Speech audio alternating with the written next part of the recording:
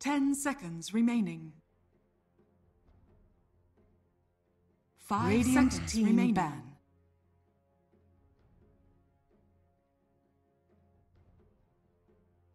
Dire team pick. Radiant team pick.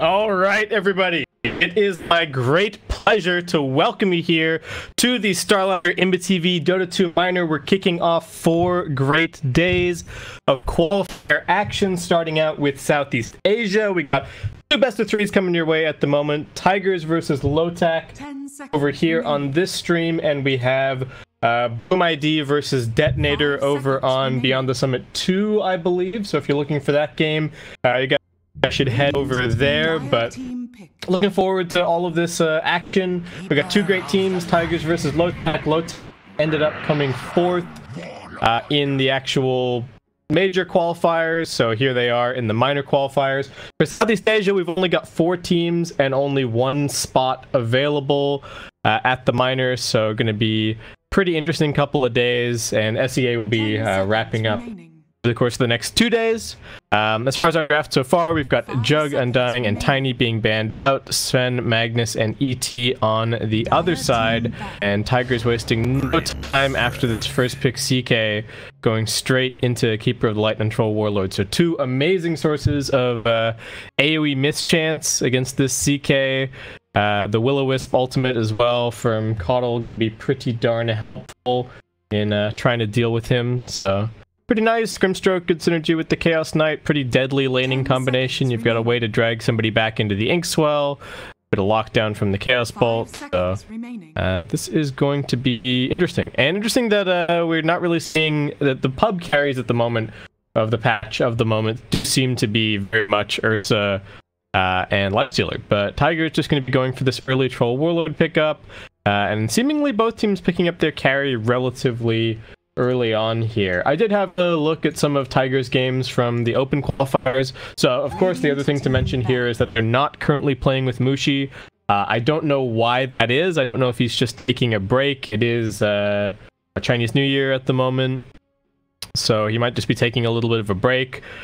They do have Velo on the roster. He was playing with them all the way through the open qualifiers, and the adjustment for them has been Velo's playing 3, so that's his comfort role. They've bumped Moon over to 1, and that's pretty much all the adjustments that they've had to make. But they've been looking pretty good. 1437 still very much playing his sort of hard position 6 sort of a role. They've been picking quite a lot of Pugna. They've been playing that in a couple of different roles, so I don't know if we're going to be seeing that come out in this game necessarily. I think it's probably 1437 on the Keeper of the Light.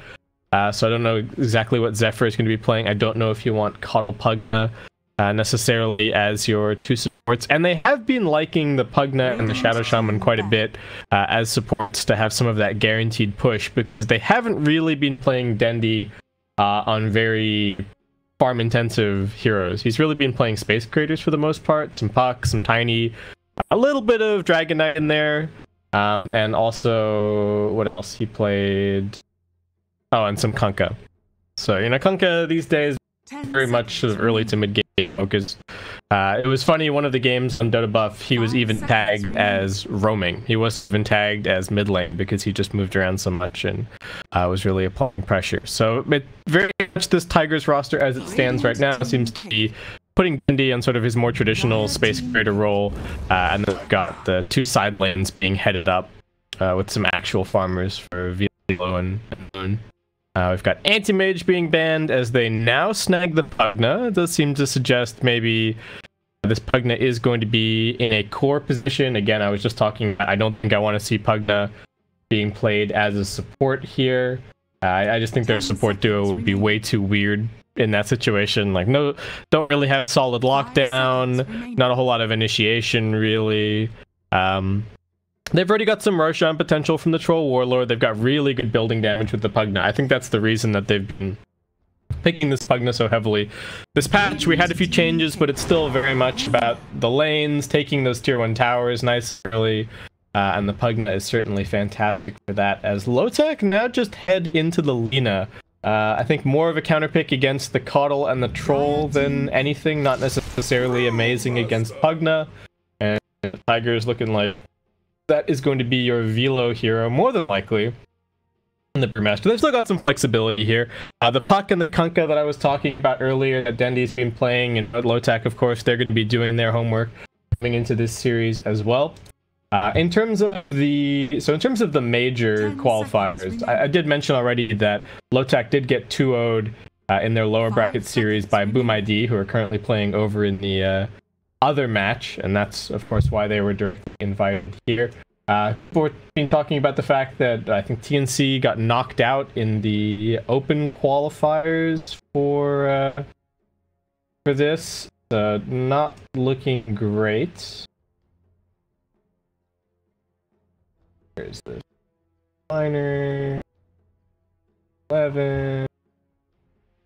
Yeah, it was Fnatic and Mineski made it through in those 2 spots directly to Dream League.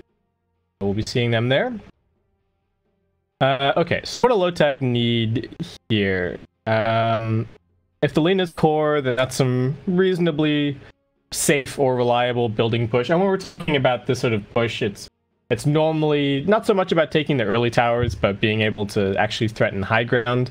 And that's going to be difficult against this Tigers lineup. I think the Tigers are going to be on the front foot more than anything, but it is still a consideration. You want to have some kind of siege hero against the Caudle and all of this deep push that Tigers have to bring to the table. I mean, even just beyond the Keeper of the Light and the Pugna, there's going to be some nukes thrown up by Troll Warlord. Pushing into these guys is going to be annoying, for sure.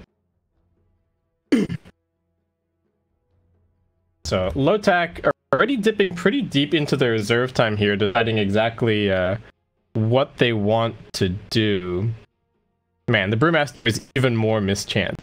There's actually some really nice synergy here between the Keeper of the Light, the Troll, and the Brewmaster, and even the Pugna. If they put down the Keeper of the Light ultimate in a fight, and then they just throw all of these blinds and the decrep on people, it's going to be insanely difficult to kill off. Like, that's probably the one weakness of that ultimate, is that it is relatively straightforward to just focus down and kill, but with all of this nonsense going on, that's actually going to be very difficult. Pretty clever draft from Tigers thus far. Lotac just going to be going in for the Phantom Assassin. So what is it? CK offlane, Grimstroke. Fantastic synergy with either of these 2 carries. Both of them probably going to need fairly early BKBs, you know, for all of those reasons that I was discussing just a second ago. Finding the Caudle and the Pugna in the backlines is going to be very important this game, so I like the mobility of the PA. You know, the Lena's got good burst, the CK can get in there too, so vision, as always in a Dota game, going to be very important, but going to be especially important for this game. And they've got some really nice Lotac. I mean, we were talking about the synergy with the Keeper of the Light, but Lotac are also synergizing with their position 4 or 5 fantastically as well. I talk about CK stun, Lena's got Laguna Blade, Phantom Assassin with the daggers, especially once you get the triple dagger talent. Lots of really good things happening in their draft at the moment. So I'm excited to see how this all plays out. We got Lich being banned. Kind of interesting that Lich is being left this late in the draft, but Tigers are doing some slightly unconventional things with their supports. We are seeing a little bit of Keeper of the Light. And Lotac thinking along the same lines that I was with Pugna mid, Brewmaster, and Troll as the other 2 cores. They're just going to ban out a Zephyr hero here, getting rid of the Rubik. We do occasionally see a Rubik mid. I am still not at all convinced about Rubik mid. Rubik is my favorite hero, but I really don't think that Rubik mid is particularly strong at the moment. And I feel like I see it lose quite a bit. But maybe that's just my bias talking. Like I said, very, very, very biased against Rubik being run in that particular role. Okay, we got, speaking of role, we got Earth Spirit coming in, so it's going to be that lean mid, potentially. I don't think you want to send the PA or the CK mid against the Pugna, so just grabbing up the Earth Spirit, nice early ganking potential.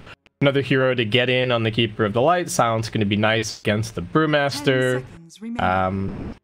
And I like the tempo of Lotac's lineup at the moment. They're not really reliant on any long cooldowns other than Phantasm. And Tiger's going to go for the change up And they are going to pick the TA for Dendy. Okay, so it is actually going to be Zephyr as that position for Pug. I said I wasn't a fan. I said I didn't want to see this. And we'll see how it works out. I worry now that they've kind of... I think they've neutered their early game a little bit compared to Lotac. Like, I look at Lotac and they've got... you know, they got the Earth Spirit, they got Grimstroke. So we'll see how this goes. Maybe gonna be very interesting.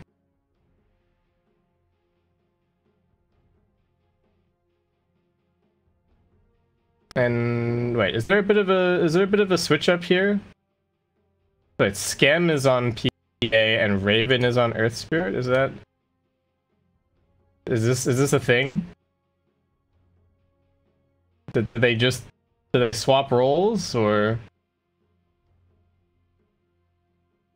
I don't know what's going on here. A little bit unusual to see Raven on something other than the carry role. Have they done this in any of their recent matches? Am I just not on top of things here?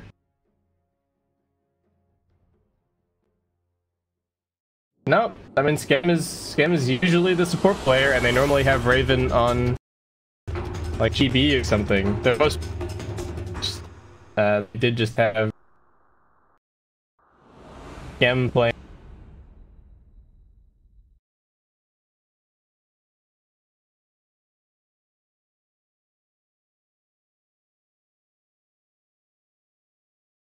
Tusk.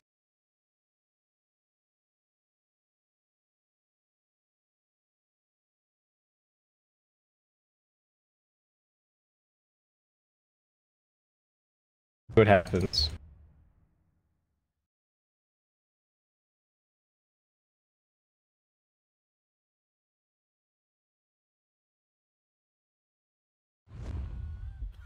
But we'll a little bit later on, you know, a sentry or anything. But knowing that it's there is worthwhile enough to do actually get Zephyr to buy up a sentry and ship that to Dendir at that second. So okay, ward on mid, not gonna last for long. Lotac's ward down bottom might be a little bit better fated.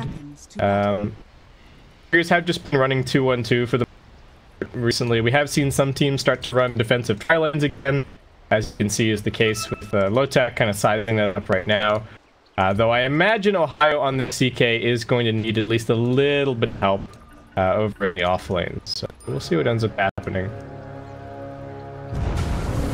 Velo needs to be careful. This is going to be a decent stun. Remember, does get decrept up. He's trying to run away with the Drunken Brawl with some body blocks. And Velo instead just going to head in the opposite direction, leading them on a merry little chase. Another roll forward. Just again, still Inkswell on cooldown for a little bit, but now they've got the Orb and slowdown, and that is going to be first blood for Raven.